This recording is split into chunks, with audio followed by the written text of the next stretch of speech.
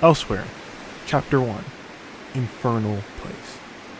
Flagstones and plywood make up the carbuncle fishing village stationed in the eponymous frigid north and set the stage for the start of an insidious cataclysm.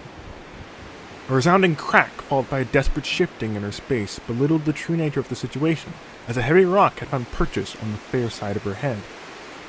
After the initial impact, an ever-growing burning sensation began to rise, as the matted spot on her head became slick and wet. Tumbling to the ground, the numbness shifted to pain, and the shock of her senses began to subside, catching the tail end of a sentence spoken by a croaking voice. This infernal place. A pregnant pause suffused the air as the source of the drawn ire narrowed her eyes. Black hair and brown skin gave shape to a weather-beaten fresh face, currently presenting furtive eyes and a puzzled look, as a thin river of blood from her head pools and solidifies in the packed frigid snow.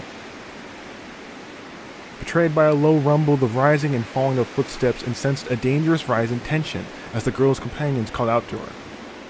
Shaken, she responded, but the reassurance came out as a whimper, barely audible amongst the surrounding crowd jockeying for space.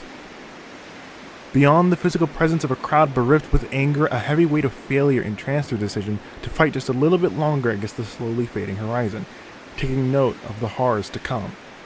The ensuing scuffle was dogged and relentless, and in the coming days, the details would be described as hazy and hard to grasp with the finer points, but a specific that was choked down in disgust were the horrid screams and overpowering smell of burning flesh, as the unlucky souls that fell to those robed silhouettes were burned alive and immolated, left to echo in the minds of those who heard them and forever haunt this place, a place where color fears to tread, this infernal place. Chapter end.